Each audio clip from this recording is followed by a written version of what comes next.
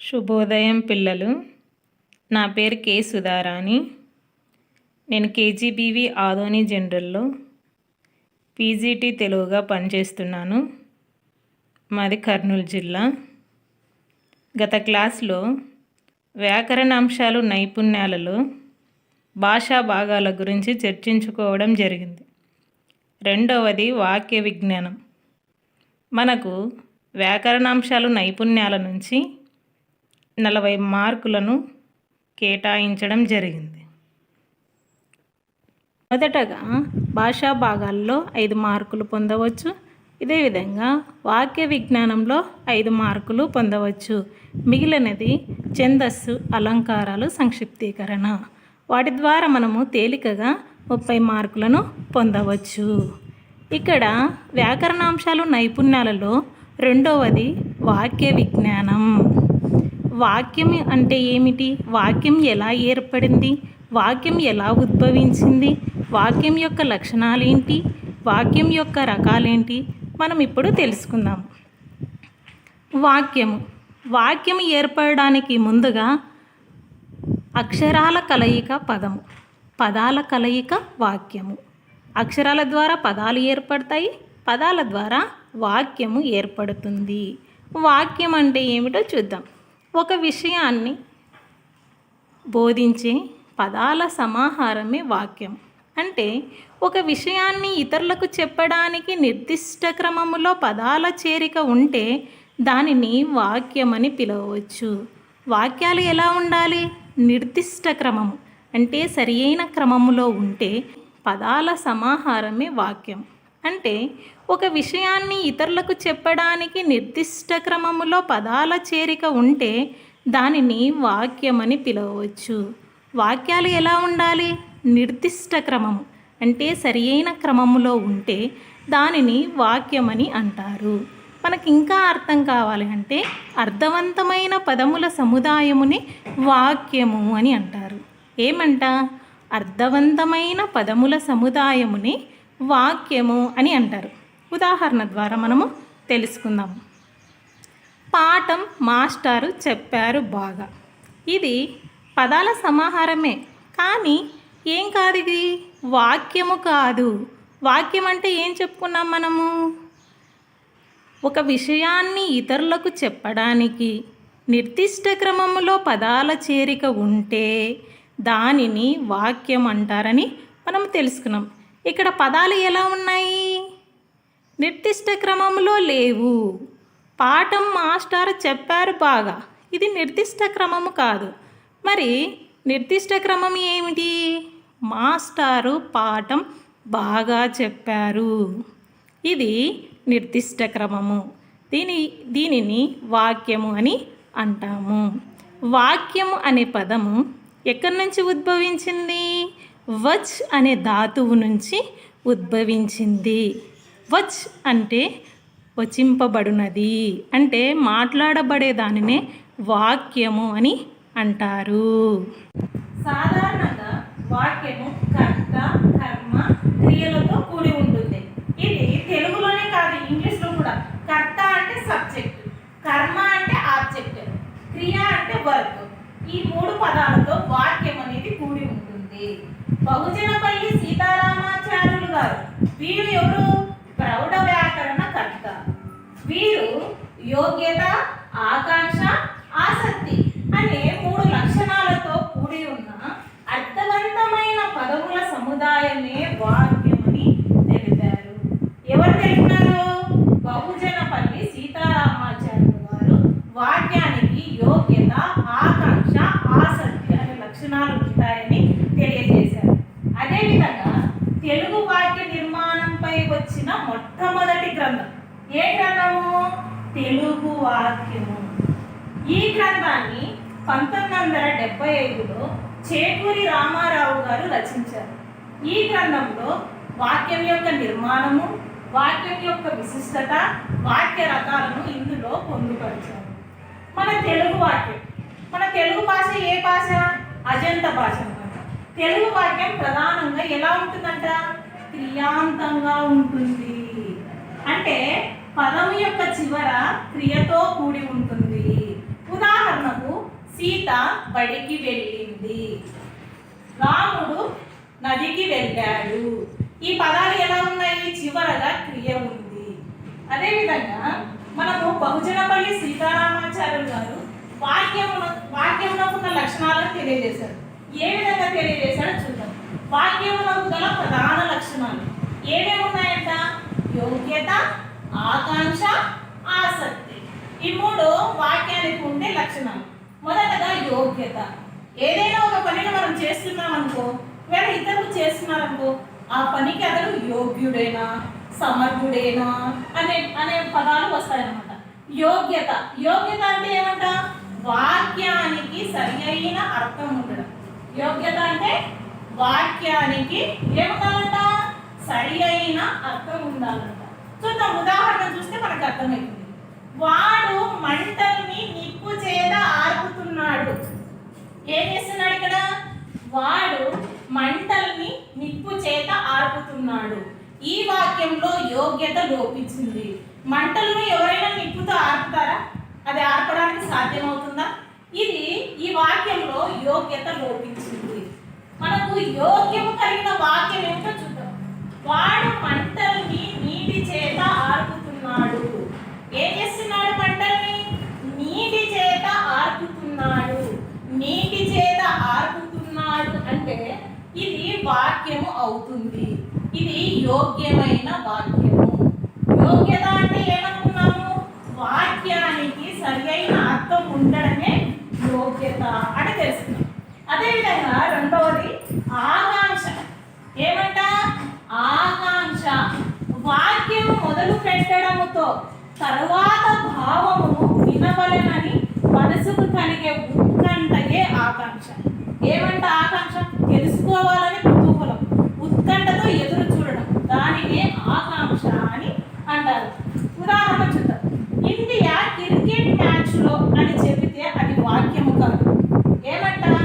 India cricket మ్యాచ్లో అని చెబితే అది వాక్యము కాదు. గెలిచిందా ఓడిందా అనే సందేహం వినేవారికి కలుగుతుంది. ఎవరికి కలుగుతుందంట? వినేవారికి సందేహము కలుగుతుంది.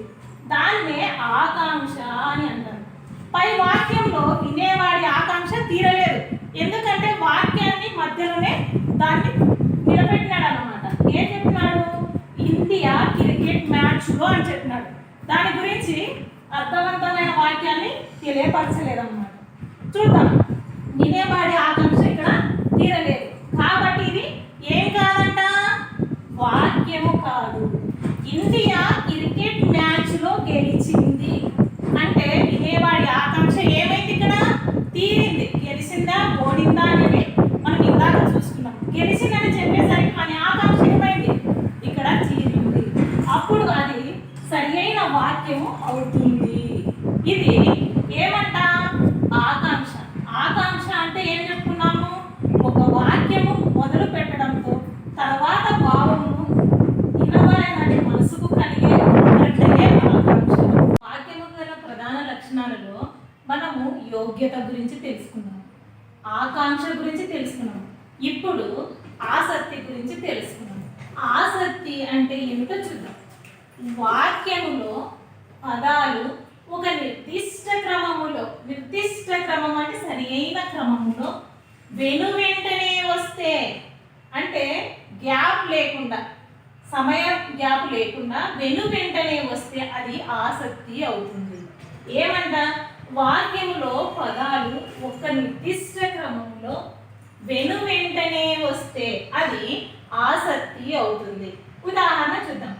రాధా అనే ఆమె అని ఒకసారి, లక్ష్మి అని ఒకసారి, కాసేపటి తర్వాత నన్ను అని చెప్పి మరుసటి రోజు ఏమంట? మరచిపోయింది అని చెబితే అది ఏం కాదు?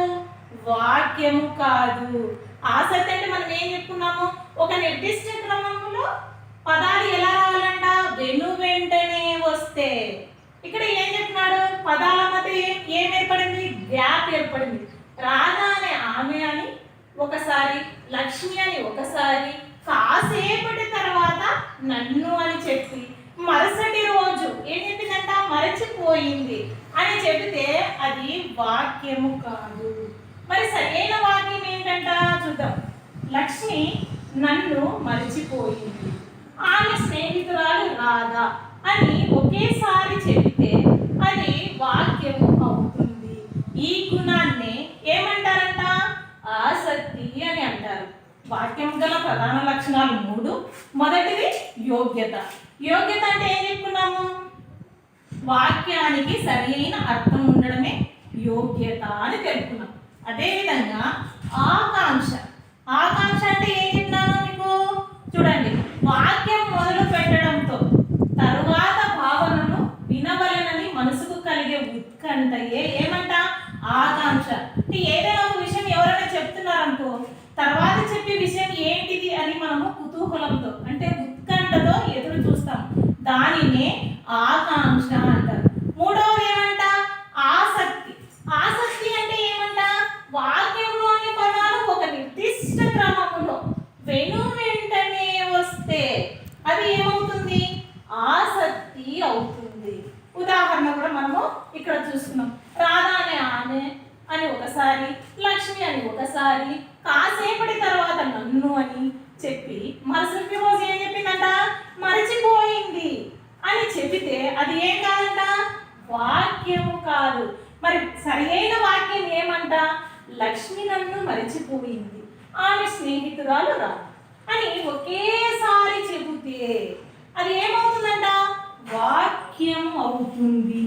ఈ గుణాన్ని ఏమంటారంట? ఆసక్తి అని అంటారు. ఇవి వాక్యానికి ఉండే లక్షణాలు. ఇంకా వాక్యానికి ఉండే రకాలు ఉన్నాయి. వాక్యానికి ఉండే రకాలు చూద్దాం. లక్షణాల గురించి తెలుసుకున్నాము. ఇప్పుడు వాక్యం యొక్క రకాల గురించి తెలుసుకున్నాము. వాక్య రకాలలో వాక్యంను విభజన చేసినప్పుడు ముఖ్యంగా సమాపక క్రియ, అసమాపక క్రియల వల్లనే వాక్యాలను విభజించడం జరిగింది. చూద్దాం, సమాపక క్రియ అంటే ఏమిటి, అసమాపక క్రియ అంటే ఏమిటో ఇప్పుడు చూద్దాం. ముందుగా సమాపక క్రియ.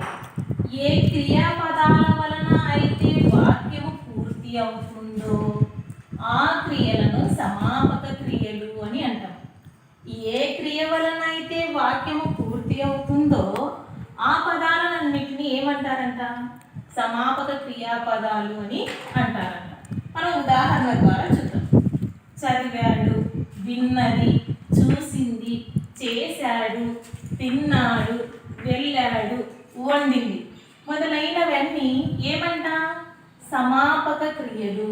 ఇవన్నీ సమాపక క్రియలు. ఇప్పుడు ఏమని చెప్పుకోవచ్చు? సీత ఏం చేసిందంట? పాఠము చదివింది. తర్వాత ఏం చూసుకోవచ్చు? గీత వంట చేసింది. ఈ పదాలన్నీ చేసింది, ఉన్నాడు, ఉంది, ఈ పదాలన్నీ ఏ దాంట్లోకి వస్తాయంట? సమాపక క్రియలోనికి వస్తాయన్నమాట. ఇవి సమాపక క్రియలు. ఇంకా ఏమంట? అసమాపక క్రియలు. సమాపక క్రియలు, అసమాపక క్రియల వల్లనే వాక్యము విభజన చేయబడింది. అంటే వాక్యాలలో రకాలు విభజించబడ్డాయి అన్నమాట. చూద్దాం ఇక్కడ అసమాపక క్రియ. సమాపక క్రియ అంటే ఏమనుకున్నాము? ఏ క్రియ వలనైతే వాక్యము పూర్తి అవుతుందో ఆ పదాలన్నింటినీ ఏమంట? సమాపక క్రియలు అని అన్నారని చెప్పుకున్నాం. ఇక్కడ ఏ క్రియ వలనైతే వాక్యము పూర్తి కాదో, ఏ క్రియ వలనైతే వాక్యము పూర్తి కాదో ఆ క్రియలను ఏమంటారంట? అసమాపక క్రియలు అని అంటారు. ఏ క్రియ వలనైతే వాక్యము పూర్తి కాదో ఆ క్రియలన్నిటిని అసమాపక క్రియలు అని అంటారు. ఉదాహరణ ద్వారా చూద్దాం. తిని, చూసి, వండి, విని, చూస్తే, ఆడుతూ, రాసి, చేసి మొదలగునవన్నీ ఏమంట? అసమాపక క్రియలు. ఇవన్నీ అసమాపక క్రియలు. సీత తిని ఇంకా ఏం చేసింది అంటే ఇంకా వేరే వాక్యం కోసం ఎదురు చూస్తుంది. తిని ఇది క్రియనే, కానీ ఇది పూర్తి కాలేదు. అంటే ఏమని చెప్పుకోవచ్చు? ఏ క్రియ వలనైతే వాక్యము పూర్తి కాలేదో ఆ క్రియలను అసమాపక క్రియలు అని అంటారు. అదేవిధంగా మనం క్రియాసహిత వాక్యాలను, క్రియారహిత వాక్యాలను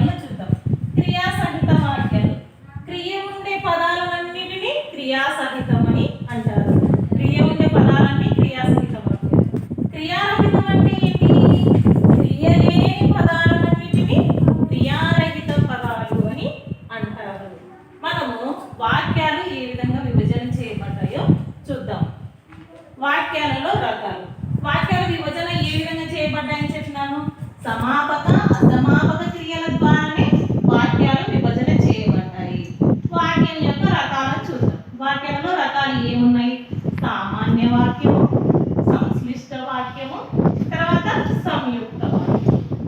ఇట్లా ఏమంటారు? సమాపక అసమాపక క్రియల ద్వారానే వీటిని విభజన చేశారు. మొదటగా సామాన్య వాక్యం. సామాన్య వాక్యం అంటే ఏంటో చూద్దాం. ఒకే ఒక సమాపక క్రియ మాత్రమే ఉంటే, ఒకే ఒక సమాపక క్రియ మాత్రమే కలిగి ఉంటే ఆ పదాలన్నిటిని ఏమంటారంట? సామాన్య వాక్యం అని అంటారు. ఒకే ఒక సమాపక క్రియ మాత్రమే కలిగి ఉంటే అది సామాన్య వాక్యం అవుతుంది. మనము ఏం చెప్పుకున్నాము? సమాపక క్రియ అంటే ఏమనుకున్నాము? ఏ క్రియ వలన అయితే వాక్యము పూర్తి అవుతుందో ఆ క్రియలు సమాపకం అని చెప్పుకున్నాం. ఉదాహరణ ద్వారా చూద్దాం. అంబేద్కర్ మన రాజ్యాంగాన్ని రచించాడు. ఇక్కడ ఏమైంది? క్రియ పూర్తయింది. రచించాడు అనేది క్రియ. అంబేద్కర్ మన రాజ్యాంగాన్ని రచించాడు. ఇక్కడికి ఏమైంది? వాక్యము పూర్తి అయింది. ఇది సమాపక క్రియ. ఏం చెప్తున్నాము? క్రియ పూర్తి అయ్యే వాక్యాలను సమాపక క్రియలు అని అంటారని చెప్పుకున్నాము. రచించాడు అనేది క్రియ. దీనితో వాక్యము పూర్తయింది. రెండో చూద్దాం. సురేష్ అన్నము తిన్నాడు. ఏం చేసినాడంటే సురేష్ అన్నం తిన్నాడంట. ఇందులో క్రియ ఏది? తిన్నాడు అనేది క్రియ. ఇక్కడ వాక్యం ఏమైంది? పూర్తయింది. ఇది సమాపకం కదా. తిన్నాడు అనేది సమాపకం. ఇక్కడ ఇది ఏమైంది? తిన్నాడు అనేది పూర్తయింది వాక్యం. కాబట్టి ఇది ఏమని చెప్పుకోవచ్చు? సామాన్య వాక్యం అని చెప్పుకోవచ్చు. భవాని బడికి వెళ్ళింది. భవాని ఎక్కడికి వెళ్ళిందంట? బడికి వెళ్ళింది. వెళ్ళింది అనేది ఏమిటి? క్రియ. ఇక్కడ క్రియ పూర్తయింది. వెళ్ళింది అనేది క్రియ పూర్తయింది కాబట్టి ఇది సామాన్య వాక్యము. తర్వాత సీత పరీక్షలు రాసింది. సీత ఏం చేసిందంట? పరీక్షలు రాసింది. రాసింది అనేది క్రియ. రాసిందనే పదంతో ఏమైంది? వాక్యము పూర్తయింది. తర్వాత వెంకీ పాటలు విన్నాడు. వెంకీ ఏం చేస్తున్నాడంట? పాటలు విన్నాడంట. ఇక్కడ ఏమైంది? విన్నాడు అనేది క్రియ. దీని ద్వారా వాక్యము పూర్తి అయింది. అంటే ఒకే ఒక సమాపక క్రియ మాత్రమే కలిగి ఉంటే అది సామాన్య వాక్యం. మన సమాపక క్రియలో ఇక్కడ చూస్తున్నాం ఏది అనేది అంటే ఏదైనా కానీ మనము పనిని మొదలుపెట్టి దాన్ని చివరి వరకు తీసుకొని వెళితే దానిని సమాపక క్రియగా చెప్పుకున్నాం కదా. ఇక్కడ ఏం చేసినాడు? అంబేద్కర్ మన రాజ్యాంగాన్ని రచించాడు. ఇక్కడ సురేష్ అన్నం తిన్నాడు. భవాని బడికి వెళ్ళింది. సీత పరీక్షలు రాసింది. వెంకి పాటలు విన్నాడు. ఇవన్నీ ఏమంట? సమాపక క్రియలు. ఇవన్నీ సమాపక క్రియలు. రచించాడు, తిన్నాడు, వెళ్ళింది, రాసింది, విన్నాడు. ఇవన్నీ సమాపక క్రియలు. ఏమంటే ఇవన్నీ సమాపక క్రియలు. ఏమి ఇచ్చినాడు మనకి ఇక్కడ? ఒకే ఒక సమాపక క్రియ. మనకి దీనివల్ల అన్ని దానిలో ఏముంది? ఒకే ఒక సమాపక క్రియ ఉంది కదా. ఒకే ఒక సమాపక క్రియ మాత్రమే కలిగి ఉంటే ఇది ఏమని చెప్పినారు? సామాన్య వాక్యం అని చెప్పినారు. ఇంకా ఏం చూసుకోవచ్చు? ఇక్కడ క్రియ. దీన్నే క్రియాసహిత వాక్యాలని కూడా అంటారు. ఏమంటారు? వీటిని క్రియాసహిత వాక్యాలని కూడా అంటారు. క్రియ లేకుండా కూడా సామాన్య వాక్యాలు ఉన్నాయి. క్రియ లేకుండా కూడా సామాన్య వాక్యాలు ఉన్నాయి. అదేంటో చూద్దాం. ఆమె ఉపాధ్యాయురాలు. ఏమంట? ఆమె ఉపాధ్యాయురాలు. దాంట్లో క్రియ లేదు కానీ వాక్యం ఏముంది? అర్థవంతంగా ఉంది. తర్వాత ఏమంట? ఆయన పెద్దవాడు. ఏమంట ఇక్కడ? ఆయన పెద్దవాడు. దీంట్లో క్రియ లేదు కానీ వాక్యం ఏముంది? మనకు పూర్తిగా అర్థమవుతుంది. వారు న్యాయవాదులు. సామాన్య వాక్యంలో క్రియలేని పదాలు కూడా ఉన్నాయి. వీటినే క్రియారహిత సామాన్య వాక్యాలు అని అంటారు. ఇవి క్రియా. ఇందాక మనం సామాన్య వాక్యం గురించి తెలుసుకుందాం. ఇప్పుడు సంశ్లిష్ట వాక్యం గురించి తెలుసుకుందాం. సంశ్లిష్ట వాక్యం అంటే ఏంటో తెలుసుకుందాం ఫస్ట్. సంశ్లిష్ట వాక్యం అంటే ఒకటి అంతకంటే ఎక్కువ అసమాపక క్రియలు ఉండి చివర ఒక సమాపక క్రియను కలిగి ఉంటే దానిని సంశ్లిష్ట వాక్యం అంటారు. ఏమంటా? ఒకటి అంతకంటే ఎక్కువ అసమాపక క్రియలు ఉండి చివరలో ఒకే ఒక ఏమంటా సమాపక క్రియను కలిగి ఉంటే దానిని సంశ్లిష్ట వాక్యము అని అంటారు. మనం ఇందాక చెప్పుకున్నాం సమాపక క్రియలు అసమాపక క్రియలు అంటే చెప్పుకున్నాం. ఇక్కడ ఏమొచ్చింది? మనం ఫస్ట్ సామాన్య వాక్యం అంటే ఏమనుకున్నాము? దాన్ని సమాపకంగానే ఉంటాయి.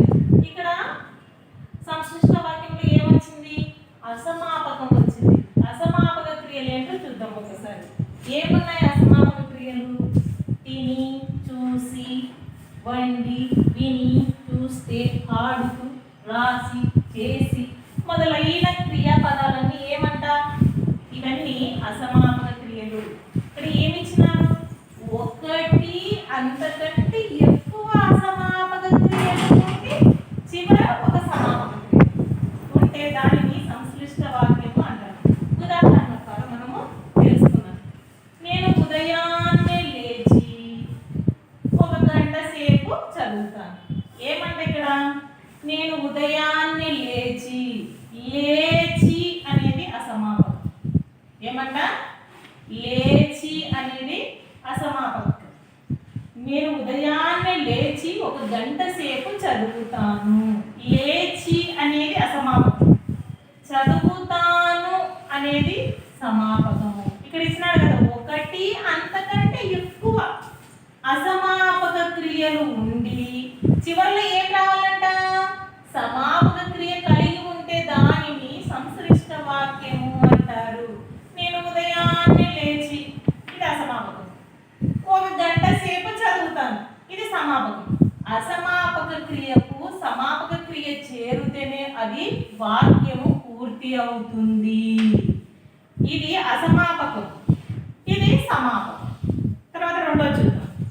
సుజాత టీవీ చూస్తూ, మాట్లాడుతూ భోజనం చేస్తుంది. సుజాత ఏం చేస్తుందంట? టీవీ చూస్తూ, మాట్లాడుతూ భోజనం చేస్తుంది. చూస్తూ, మాట్లాడుతూ ఇవన్నీ అసమాపక క్రియలు. తర్వాత భోజనం చేస్తుంది, చేస్తుంది అంటే ఇది సమాపకం. ఒకటి అంతకంటే ఎక్కువ అసమాపక క్రియలు, ఒకటి రెండు అంతకంటే ఎక్కువ అసమాపక క్రియలు ఉండి చివరిలో ఏముండాలంట? సమాపక క్రియ ఉంటే దానిని సంశ్లిష్టం అంటారు. ఇక్కడ రెండు అసమాపక క్రియలు ఉన్నాయి, చివరగా ఏం చేరింది? సమాపక క్రియ చేరింది కాబట్టి ఇక్కడ వాక్యము పూర్తి అయింది. తర్వాత మూడవది రైలు వచ్చినా చుట్టాలు రాలేదు. ఇక్కడ అసమాపక క్రియ ఏముంది? వచ్చినా. ఇక్కడ క్రియాపదమే, వచ్చినా అనేది క్రియాపదమే కానీ ఏం లేదు. ఇక్కడ వచ్చినా అనేది క్రియాపదమే కానీ ఇక్కడ వాక్యము పూర్తి కాలేదు. రైలు వచ్చినా అనేది అసమాపక క్రియ. చుట్టాలు రాలేదు, రాలేదు అంటే ఇది వాక్యము పూర్తయింది. ఇది సమాపక క్రియ, ఇది అసమాపక క్రియ. ఇక్కడ చూసినారు కదా, ఒకటి అంతకంటే ఎక్కువ అసమాపక క్రియలు ఉంది చివర ఒక సమాపక క్రియ ఉంటే దాన్ని సంశ్లిష్టం అంటారు. కాబట్టి దీన్ని మనము సంశ్లిష్ట వాక్యంగా చెప్పుకోవచ్చు. తర్వాత నాలుగో చూద్దాం. అరుణ్ ఇంటికి వెళ్ళి ఏం చేసినాడు? వంట చేశాడు. అరుణ్ ఇంటికి వెళ్ళి, వెళ్ళి అనేది అసమాపకం. వంట చేశాడు అనేది సమాపక క్రియ. వెళ్ళి అనేది అసమాపక క్రియ, వంట చేశాడు అనేది సమాపక క్రియ. ఇక్కడ మొదట ఒకటి లేదా అంతకంటే ఎక్కువ అసమాపక క్రియలు ఉండి చివరిలో సమాపక క్రియ ఉంటే అది సంశ్లిష్ట వాక్యం. ఇక్కడ వెళ్ళి అంటే వాక్యం పూర్తి కాలేదు. ఏం చేసినాడు? ఇంటికి వెళ్ళి వంట చేశాడు అని అంటే చివరిలో సమాపక క్రియ చేరితే అది వాక్యము పూర్తి అయింది. తర్వాత 5వది చూద్దాం. ఇక్కడ రాము ఉదయం లేచి స్నానము చేసి టిఫిన్ చేసి ఎక్కడికి వెళ్ళాడు? బడికి వెళ్ళాడు. రాము ఉదయం లేచి అనేది అసమాపకం, చేసి అనేది అసమాపకం, తర్వాత టిఫిన్ చేసి ఇది కూడా అసమాపకం. చివరిలో ఏం చేరింది? వెళ్ళాడు. వెళ్ళాడు అనేది సమాపక క్రియ. ఒకటి అంతకంటే ఎక్కువ. ఇక్కడ ఎన్ని వచ్చినాయి చూడండి అసమాపక క్రియలు చూద్దాం. రాము ఉదయం లేచి స్నానం చేసి టిఫిన్ చేసి ఇవన్నీ ఏమంట? అసమాపక క్రియలు. ఇవన్నీ అసమాపక క్రియలు. చివరిలో ఏం చేరింది? సమాపక క్రియ. ఇవన్నీ చేసినాడు, ఇవన్నీ క్రియలే, కానీ వాక్యమాడికి పూర్తి కాలేదు. చివరికి ఏం చేసినాడు? బడికి వెళ్ళాడు అని అంటే ఇక్కడ వాక్యము పూర్తి అయింది. తర్వాత ఆలోచిద్దాం. కవిత బయటకు వెళ్ళి కూరగాయలు కొని ఇంటికి వచ్చింది. కవిత ఎక్కడికి వెళ్ళిందంట?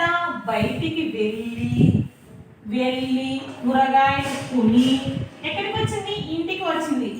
వెళ్ళి కొని ఇవి అసమాపక క్రియలు. ఇంటికి వచ్చింది ఇది సమాపక క్రియ. పైన మనం చెప్పుకున్నాం కదా నిర్వచనం ఏమంట? ఒకటి అంతకంటే ఎక్కువ సమాపక క్రియలు. ఒకటి అంతకంటే ఎక్కువ సమాపక క్రియలు ఉంది. చివరిలో ఏముండాలంట? ఒక సమాపక క్రియ. మనకి ఇక్కడ సమాపక క్రియ ఉంది కదా, ఉంటే దానిని ఏమంటారంట? సంశ్లిష్ట వాక్యము అని అంటారు. ఇక్కడ లేచి, చూస్తూ, మాట్లాడుతూ, తర్వాత వచ్చిన, వెళ్ళి, లేచి, చేసి, వెళ్ళి, కొని ఇవన్నీ ఏమంట? అసమాపక క్రియలు. సమాపక క్రియ ఏమంట? చివరిలో ఉండేది సమాపక క్రియ. చూద్దాం ఏమంట? నేను ఉదయాన్నే లేచి 1 గంట సేపు చదువుతాను ఇది సమాపక క్రియ. సుజాత టీవీ చూస్తూ మాట్లాడుతూ భోజనం చేస్తుంది. ఏమంట? సుజాత టీవీ చూస్తూ మాట్లాడుతూ భోజనం చేసింది అనేది ఏమంట? సమాపక క్రియగా మనము చెప్పుకోవచ్చు. ఇంకా సమాపక క్రియ ఏముంది దీంట్లో? రైలు వచ్చిన చుట్టాలు రాలేదు అనేది సమాపక క్రియ. అరుణ్ ఏమంట? ఇంటికి వెళ్ళి ఏం చేసినాడు? వంట చేశాడు. ఇది సమాపక క్రియ. మరి దీంట్లో సమాపక క్రియ ఏముంది? రాము ఉదయం లేచి స్నానం చేసి టిఫిన్ చేసి ఎక్కడికి వెళ్ళాడు? బడికి వెళ్ళాడు. ఇది సమాపక క్రియ. మరి దీంట్లో సమాపక క్రియ ఏముంది? చివరలో ఉండేటివన్నీ ఏమంట? సమాపక క్రియలు. నిర్వచనం ఒకసారి చూద్దాం. ఒకటి అంతకంటే ఎక్కువ అసమాపక క్రియలు ఉండి చివరిలో ఒక సమాపక క్రియ కలిగి ఉంటే అది ఏ వాక్యం అంట? సంశ్లిష్ట వాక్యము. అసమాపక క్రియలకు సమాపక క్రియలు చేరితేనే వాక్యము పూర్తి అవుతుంది. ఇది సంశ్లిష్ట వాక్యం యొక్క వివరణ. తర్వాత సంయుక్త వాక్యం గురించి తెలుసుకుందాం. సంశ్లిష్ట వాక్యం గురించి ఇందాక తెలుసుకున్నాం. ఇప్పుడు సంయుక్త వాక్యం అంటే ఏంటో తెలుసుకుందాం. సంయుక్త వాక్యము సమప్రాధాన్యము గల 2 అంతకంటే ఎక్కువ వాక్యాలు కలిసి ఒక వాక్యంగా ఏర్పడితే అది సంయుక్త వాక్యము అవుతుంది. ఏమంట? సమప్రాధాన్యము గల 2 అంతకంటే ఎక్కువ వాక్యాలు కలిసి ఒక వాక్యంగా ఏర్పడితే అది సంయుక్త వాక్యము అవుతుంది. దీనిలో అసమాపక క్రియలు ఉండవు. అసమాపక క్రియలు అంటే మనం ఏం చెప్పుకున్నాము? ఇవేవి ఉండవు అన్నమాట. తిని, చూసి, వండి, విని, చూస్తే, ఆడు, రాసి, చేసి ఇవి ఏవి సంయుక్త వాక్యములో ఉండవు. అసమాపక క్రియలు అనేవి ఉండవు. మొత్తం ఏముంటాయంట? అన్ని సమాపక క్రియలే. అన్ని ఏముంటాయంట? సమాపక క్రియలే. సమాపక క్రియలు అంటే ఏం చెప్పినాను? ఏ క్రియ వలనైతే వాక్యము పూర్తి అవుతుందో ఆ పదాలన్నింటినీ ఏమన్నారని చెప్పినాను? సమాపక క్రియలు అన్నారని చెప్పినాను. దీంట్లో ఏముంటాయంట? అసమాపక క్రియలు ఉండవు. ఇవి ఉండవు. అన్ని ఏముంటాయంట? సమాపక క్రియలే ఉంటాయంట. ఉదాహరణ ద్వారా తెలుసుకుందాం. వెంకటాచలం వేషాలు వేస్తాడు. వెంకటాచలం ఉపన్యాసాలు ఇస్తాడు. వేస్తాడు, ఉపన్యాసాలు ఇస్తాడు. ఇవన్నీ సమాపక క్రియలు. ఇది రెండు సమాపక క్రియలు అన్నమాట. ఇక్కడ ఏమి ఇచ్చినాడు? వెంకటాచలం వేషాలు వేస్తాడు, వెంకటాచలం ఉపన్యాసాలు ఇస్తాడు. ఇవి రెండు సమప్రాధాన్యము గల వాక్యాలు. ఇవి రెండు ఏమంట? సమప్రాధాన్యం. రెండు ఒకటే. రెండిటికి మొదటి దానికి ఎంత ప్రాధాన్యత ఉందో రెండవ దానికి కూడా అంతే ప్రాధాన్యత ఉంది. మనకి ఏమి ఇచ్చినట్టు నిర్వచనం? సమప్రాధాన్యము గల అంటే ఇవి రెండు సమప్రాధాన్య వాక్యాలు అన్నమాట. రెండు అంతకంటే ఎక్కువ వాక్యాలు కలిసి, రెండు అంతకంటే ఎక్కువ వాక్యాలు కలిసి ఒక వాక్యంగా ఏర్పడితే అది ఏమంట? సంయుక్త వాక్యం అవుతుంది. ఇక్కడ రెండు సమప్రాధాన్యం గల వాక్యాలు. వీటిని మనం ఏం చేయాలంట? ఒక వాక్యంగా రాయాలంట. చూద్దాం. వెంకటాచలం వేషాలు వేస్తాడు, ఉపన్యాసాలు ఇస్తాడు. ఇక్కడ సంయుక్త వాక్యంలో మనం గమనించవలసింది ఏంటంటే ఇక్కడ మరియు మరియు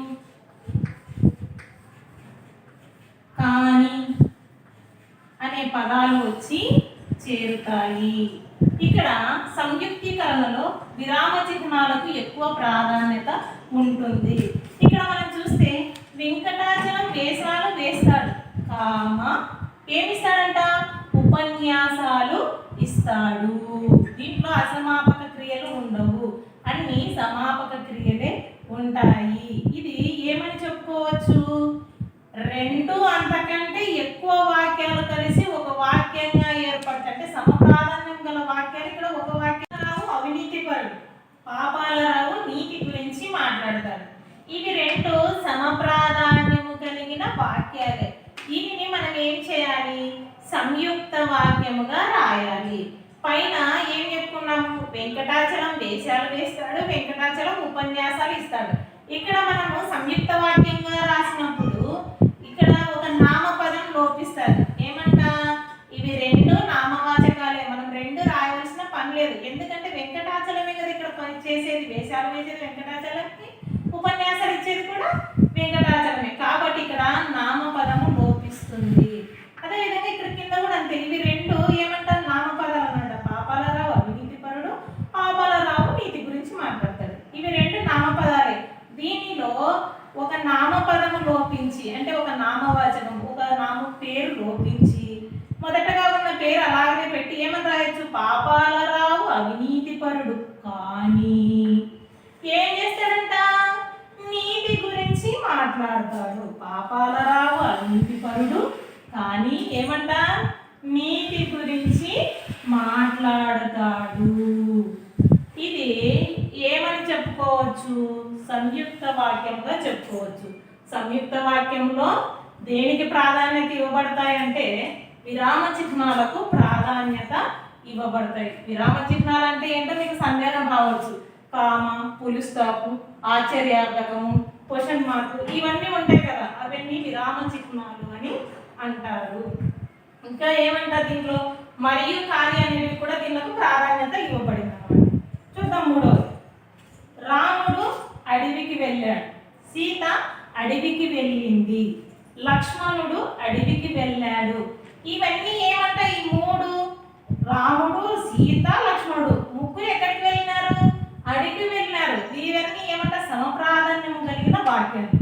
రాముడు అడవికి వెళ్ళాడు, సీత అడవికి వెళ్ళింది, లక్ష్మణుడు అడవికి వెళ్ళాడు. ఇవన్నీ ఏ పదాలంట?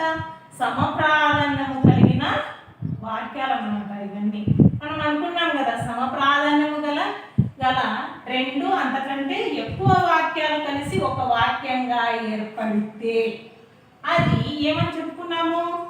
సంయుక్త వాక్యం అని చెప్పుకున్నాము. ఇక్కడ కూడా చూద్దాం. ఇక్కడ మూడు ఏమున్నాయి? సమప్రాధాన్యము కలిగిన వాక్యాలు ఉన్నాయి. వెళ్ళాడు, వెళ్ళింది, వెళ్ళాడు. ఇవన్నీ ఏమని చెప్పుకున్నాం మనము?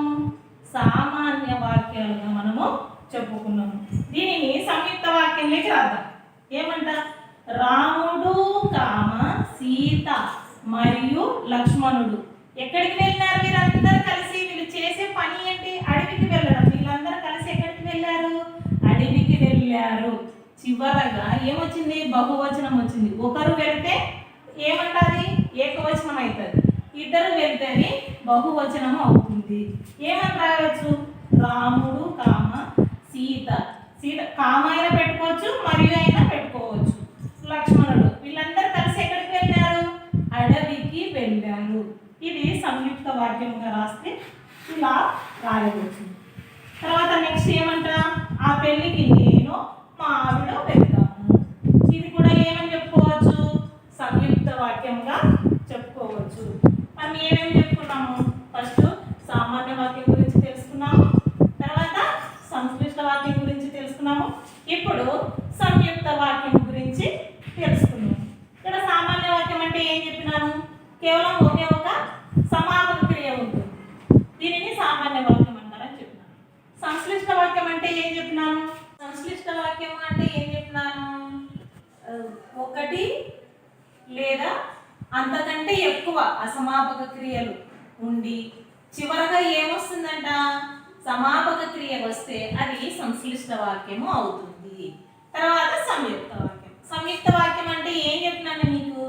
సమప్రాధాన్యము కలిగిన రెండు అంతకంటే ఎక్కువ వాక్యాలు కలిసి ఒకే వాక్యంగా, సమప్రాధాన్యం అంటే రెండు ఒకే ప్రాధాన్యత ఇవ్వబడిన వాక్యాలు కలిసి ఒకే వాక్యంగా ఏర్పడితే అది సంయుక్త వాక్యంగా చెప్పుకున్నాం. సంయుక్త వాక్యంలో దేనికి ప్రాధాన్యత ఇవ్వబడ్డాయంటే విరామ చిహ్నాలకు ప్రాధాన్యత ఇవ్వబడ్డాయి. మరియు దీంట్లో ఏమొచ్చి చేరుతాయంట? సంయుక్త వాక్యంలో మరియు కాని అనే పదాలు వచ్చి చేరుతాయి. దీనిలో సంయుక్త వాక్యంలో అసమాపక క్రియలే ఉండవు. కేవలం ఏముంటాయంట? సమాపక క్రియలే ఉంటాయి. ఇది మనము ఇంతకుముందు ఏమేమి చెప్పుకున్నాము? వాక్యం అంటే ఏంటి, వాక్యం యొక్క వివరణ గురించి తెలుసుకున్నాం, వాక్య లక్షణాల గురించి తెలుసుకున్నాం, ఇప్పుడు వాక్య రకాల గురించి కూడా తెలుసుకున్నాం. ఈ చెప్పిన అంశంలో మనకు ఎంతవరకు అవగాహన అయిందో మనం పాఠ్యపుస్తకం చివరిలో ఉన్న అభ్యాసం ద్వారా తెలుసుకున్నాము. ఈ అభ్యాసాన్ని పూర్తి చేసి మీ ఉపాధ్యాయులకు చూపించండి పిల్లలు. అభ్యాసం అంటే మనం ఇందాక వాక్య విజ్ఞానం గురించి తెలుసుకున్నాం. వాక్య విజ్ఞానంలో వాక్యం యొక్క వివరణ, అదేవిధంగా వాక్యం యొక్క లక్షణాలు, వాక్యం యొక్క రకాలను ఉదాహరణలతో సహా మనం తెలుసుకోవడం జరిగింది. మనం తెలుసుకున్న అంశాన్ని ఎంతవరకు అవగాహన చేసుకున్నామో ఈ ప్రశ్నల ద్వారా తెలుసుకుందాం. ఏమంటా చూద్దాం ఒకసారి. వాక్యానికి ఉండే లక్షణాలు ఏమిటి? ఏమంట? వాక్యానికి ఉండే లక్షణాలు ఏమిటి? మీకు చెప్పినాను కదా మొదట్లోనే, బహుజనపల్లి సీతారామాచార్యులు గారు వాక్యానికి యోగ్యత, ఆకాంక్ష, ఆసక్తి అనే 3 లక్షణాలు ఉన్నాయని తెలియజేశారు. కాబట్టి మనం ఇక్కడ ఏమేమి రాయాలా? వాక్యానికి ఉండే లక్షణాలు యోగ్యత, ఆకాంక్ష, ఆసక్తి అని రాస్తే ఇక్కడ సరిపోతుంది. తర్వాత రెండవది చూడండి, వాక్యాలు స్థూలంగా ఎన్ని రకాలు? మనకి లక్షణాలు 3 ఉన్నాయి, రకాలు కూడా 3 ఉన్నాయి. ఏమిటవి?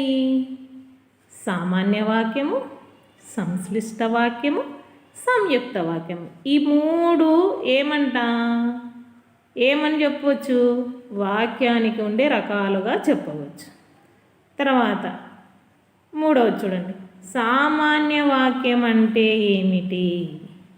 సామాన్య వాక్యం అంటే ఏమిటంట? ఒకే ఒక సమాపక క్రియ ఉంటే దానిని ఏమంటారంట? సామాన్య వాక్యం అని అంటారు. తర్వాత 4వ ప్రశ్న చూడండి, కొన్ని అప్రధాన వాక్యాలు ఒక ప్రధాన వాక్యంతో కలిసి ఏర్పడే వాక్యం ఏది? కొన్ని అప్రధాన వాక్యాలు ఒక ప్రధాన వాక్యంతో కలిసి ఏర్పడే వాక్యం ఏమిటి? మీకు సందేహం రావచ్చు, మేడం మీరేమో ప్రధాన అంటున్నారు, మీరు ఎక్కడ చెప్పినారు మేడం ఇదని మీరు అడగవచ్చు. అప్రధానం అంటే అసమాపక క్రియ, ప్రధానం అంటే సమాపక క్రియ అని మనం తెలుసుకోవాలి. అప్రధానం అంటే అసమాపక క్రియ, ప్రధానం అంటే సమాపక క్రియ. కొన్ని అప్రధాన వాక్యాలతో కలిసి ఒక ప్రధాన వాక్యంతో కలిసి ఏర్పడే వాక్యం ఏదంట? ఏమని చెప్పినాను మీకు? సంశ్లిష్ట వాక్యము. తర్వాత 5 చూడండి. నేను ఉదయాన్నే లేచి 1 గంట సేపు చదువుతాను. ఇది ఏ రకమైన వాక్యము? నేను ఉదయాన్నే లేచి 1 గంట సేపు చదువుతాను. ఇది ఏ రకమైన వాక్యము? ఏమని చెప్పొచ్చు మనం? ఏమని చెప్పొచ్చు? సంశ్లిష్ట వాక్యముగా చెప్పవచ్చు. ఏమంట? కొన్ని అప్రధాన వాక్యాలు ఒక ప్రధాన వాక్యంతో కలిసి ఏర్పడే దానిలోనే సంశ్లిష్ట వాక్యాలు అన్నాం. లేదా కొన్ని అసమాపక క్రియలు చివరగా సమాపక క్రియ కలిగి ఉన్న దాంట్లోనూ సంశ్లిష్ట వాక్యాలు అంటారని చెప్పినాం. కాబట్టి ఇది ఏమంట? లేచి అనేది అసమాపక క్రియ, చదువుతాను అనేది సమాపక క్రియ. ఇవి రెండు కలిసి ఏర్పడే వాక్యంని ఏమంటారు? సంశ్లిష్ట వాక్యం అని అంటారు. తర్వాత 6 చూడండి. పాపాలరావు అవినీతిపరుడు. పాపాలరావు నీతి గురించి మాట్లాడతాడు. పాపాలరావు ఎటువంటి వాడంట? అవినీతిపరుడు. పాపాలరావు నీతి గురించి మాట్లాడతాడు. ఏం చేయాలంట? దీన్ని సంయుక్త వాక్యముగా రాయాలంట. సంయుక్త వాక్యం అంటే ఏం చెప్పినాను? 2 సమప్రాధాన్యం గల వాక్యాలు కలిసి ఒకే వాక్యంగా వ్రాస్తే 2 సమప్రాధాన్యం అంటే పాపాలరావు అవినీతిపరుడు, ఆపలరావు నీతి గురించి మాట్లాడతాడు. 2 సమప్రాధాన్యం గల వాక్యాలే. ఈ వాక్యాలు ఎలా అంట? సమప్రాధాన్యం గల వాక్యాలు ఒక వాక్యముగా ఏర్పడితే అది సంయుక్త వాక్యం అని చెప్పినాను. ఇక్కడ పాపాలరావు అవినీతిపరుడు, పాపాలరావు నీతి గురించి మాట్లాడతాడు.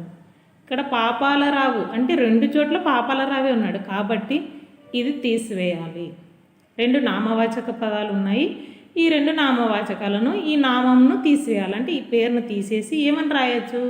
పాపాలరావు అవినీతిపరుడు కానీ నీతి గురించి ఏం చేస్తాడంట? మాట్లాడుతాడు. మనకు సంయుక్త వాక్యంలో వేటికి ప్రాధాన్యత ఇచ్చారో చెప్తాను.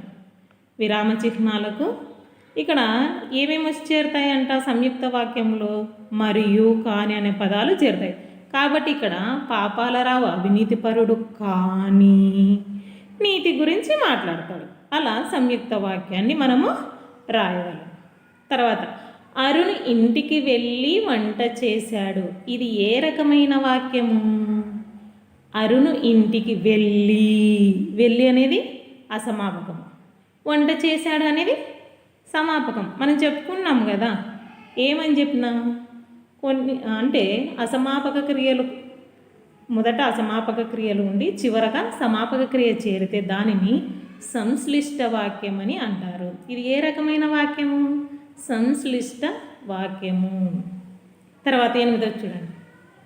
వాక్యం అంటే ఏమిటి?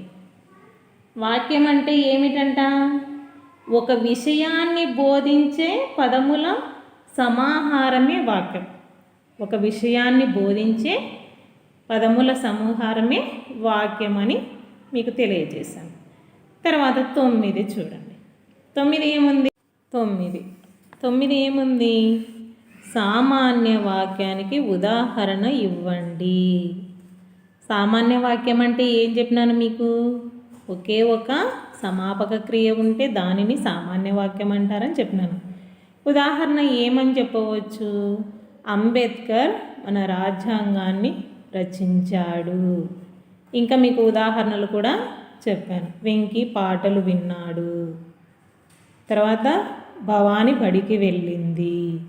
ఇవన్నీ సామాన్య వాక్యానికి ఉదాహరణలుగా మనం ఏదైనా రాయొచ్చు. తర్వాత చూడండి 10. వాడు మంటల్ని ఏం చేస్తున్నాడంట? ఏం చేస్తున్నాడు? మంటల్ని నిప్పు చేత ఆర్పుతున్నాడు.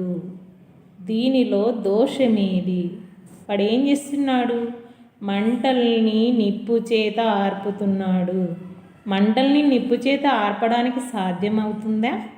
నిప్పుతో ఆర్పుతాడా? ఆర్పవచ్చా? అది సాధ్యం కాదు. ఇక్కడ మంటల్ని నిప్పు చేత ఆర్పడం సాధ్యం కాదు. మంటల్ని వేటితో ఆర్పుతారని చెప్పినాను? మంటల్ని నీటి చేత ఆర్పుతారు. కాబట్టి దీంట్లో దోషం ఏది? ఏ దోషం ఉంది? ఏం లోపించింది దీంట్లో? ఏమని చెప్పవచ్చు? ఆలోచించండి ఒకసారి. ఏమని చెప్పవచ్చు? యోగ్యత లోపించింది. ఏం లోపించింది? యోగ్యత. యోగ్యత అంటే ఏం చెప్పినాను మీకు? వాక్యానికి సరి అయిన అర్థం ఉండడమే యోగ్యత.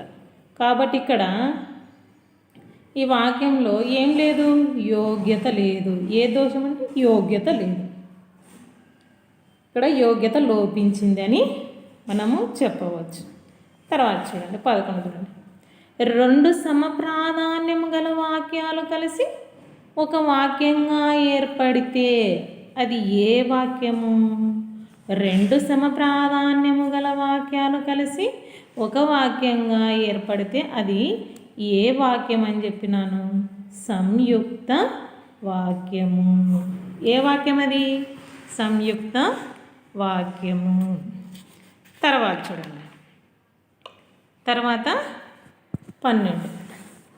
యోగ్యత అంటే ఏమిటి? ఇందాకే చెప్పిన యోగ్యత అంటే ఏమిటి? యోగ్యత అంటే వాక్యానికి సరి అయిన అర్థం ఉండడమే యోగ్యత. వాక్యానికి సరి అయిన అర్థం ఉండడమే యోగ్యత. 13 చూడండి. రైలు వచ్చినా చుట్టాలు రాలేదు. ఇది ఏ రకమైన వాక్యము?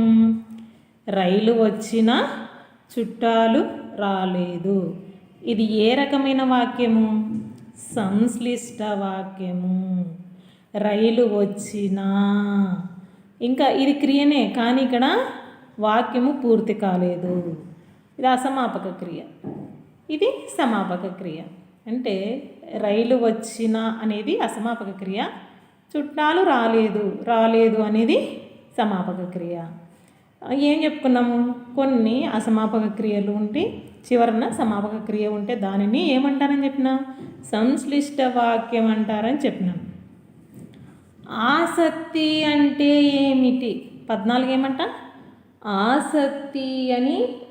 ఆసక్తి అంటే ఏమిటి? ఏమంట ఆసక్తి అంటే? వాక్యంలో పదాలు ఎలా ఉండాలంట? ఒక నిర్దిష్ట క్రమములో వెనువెంటనే వస్తే అది ఆసక్తి అవుతుంది. తర్వాత 15. క్రియారహిత వాక్యానికి ఉదాహరణ వ్రాయండి. క్రియారహిత వాక్యానికి ఉదాహరణ రాయండి. మీకు చెప్పినాను కదా, ఏమని చెప్పినా?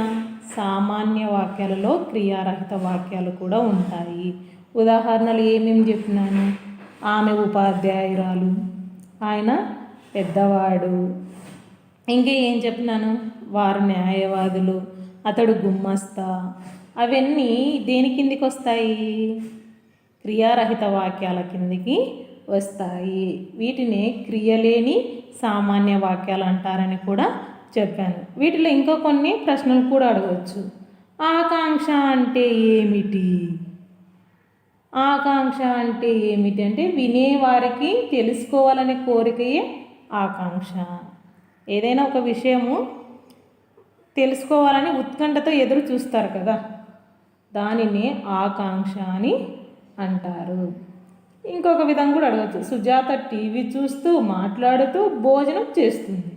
ఇది ఏ రకమైన వాక్యము అని అంటే మీరు ఏం చెప్పొచ్చు? సుజాత టీవీ చూస్తూ మాట్లాడుతూ భోజనం చేస్తుంది. ఇది సంశ్లిష్ట వాక్యం అని చెప్పవచ్చు. తర్వాత ఇంకొకటి కూడా అడగచ్చు. ఆ పెళ్ళికి నేను మా ఆవిడో వెళ్తాం. ఇది ఏ రకమైన వాక్యము? ఆ పెళ్ళికి నేను మా ఆవిడో వెళ్తాం. ఇది నేను మా ఆవిడో వెళ్తాం. ఇది ఏ రకమైన వాక్యం అని అడగవచ్చు. ఇది ఏ రకమైన వాక్యము? ఏ రకమైన వాక్యం అని చెప్పినాను? సంయుక్త వాక్యం అని చెప్పినాను. తర్వాత ఇంకొక రకం కూడా అడగచ్చు. రాముడు, సీత మరియు లక్ష్మణుడు అడవికి వెళ్ళారు. ఇది ఏ రకమైన వాక్యం అని కూడా అడగచ్చు. అంటే మీరు ఏం రాయొచ్చు? రాముడు, సీత, లక్ష్మణుడు వీళ్ళందరూ అడవికి వెళ్ళారు. ఇది ఏ రకమైన వాక్యం అంటే సంయుక్త వాక్యం అని చెప్పవచ్చు. దీంట్లో వాక్యం అంటే ఏమిటి, వాక్యం యొక్క వివరణ తెలుసుకున్నాము. అదేవిధంగా వాక్యం యొక్క లక్షణాలు తెలుసుకున్నాము, వాక్య రకాలను తెలుసుకున్నాము, వాక్య రకాలలో ఉండే ఉదాహరణలు ఏమిటి, ఎలా వస్తాయని కూడా తెలుసుకున్నాము. తర్వాత మనము ఈ ప్రశ్నల ద్వారా మనకు ఎంతవరకు అవగాహన అయిందో కూడా చూసుకున్నాము. తర్వాత క్లాస్లో కలుద్దాం. ధన్యవాదములు.